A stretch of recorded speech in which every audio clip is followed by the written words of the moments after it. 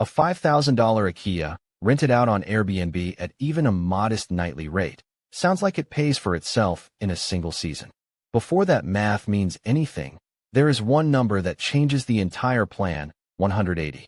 That is the maximum number of nights per year Japanese law actually allows most short-term rentals to operate, and it is the detail that turns a lot of confident spreadsheets into disappointing ones.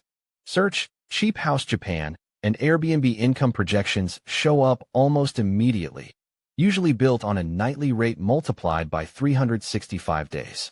It is an easy spreadsheet to build and a tempting one to believe, especially next to a purchase price that can be lower than a used car.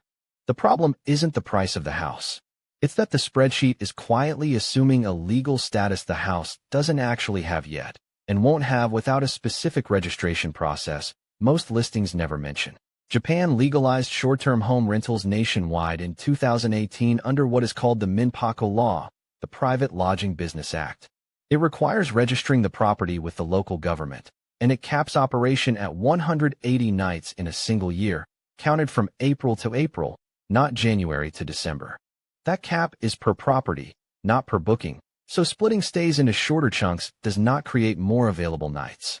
For half the calendar year, by law, a registered Minpaku simply cannot take a paying guest.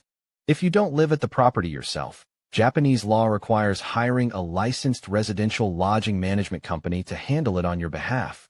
Guest check-in, cleaning, and the compliance reporting owners must file with authorities every 2 months.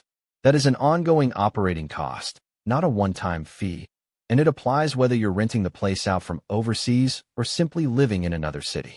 For an absentee foreign buyer, this single requirement often changes the entire return on investment picture more than the 180-day cap does. It also means the true monthly cost of running a Minpaku isn't just the mortgage or the utilities. It includes a management fee every single month, whether or not a guest actually books that month. Before any of this, the property has to be formally registered as a Minpaku with the local government, and that process typically asks for proof of fire safety compliance, neighbor notification in some municipalities, and a designated contact who can respond if something goes wrong on site. None of it is prohibitively expensive on its own, but skipping it isn't an option either. Operating a short-term rental without registration is illegal, and platforms increasingly require a registration number before a listing can even go live. There is a second, less discussed path: registering the property as a small inn under Japan's hotel business law instead of as a Minpaku. That route removes the 180-night cap entirely.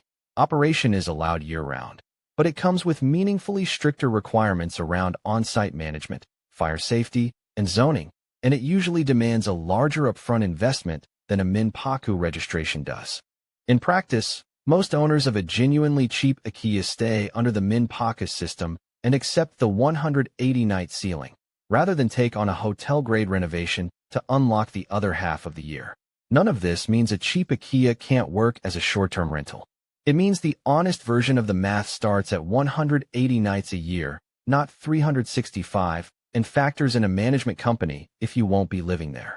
Run the numbers on that basis before you buy, and a $5,000 house renting out on weekends and holidays can still make sense. Run them on 365 nights of imagined bookings, and you're planning around a number the law will never actually let you reach. If this made Japan's empty house market a little clearer, subscribe to Akiya Handbook, the channel that explains how Japan's cheap houses actually work, honestly, and without selling you anything. There is also a free guide waiting in the description, the Akiya Buyer's Starter Guide, How to Buy a Cheap House in Japan Without Getting Burned. 11 chapters on the truth about so-called free houses, the hidden costs, and who should not buy. No hype, and completely free. The link is below. Thanks for watching.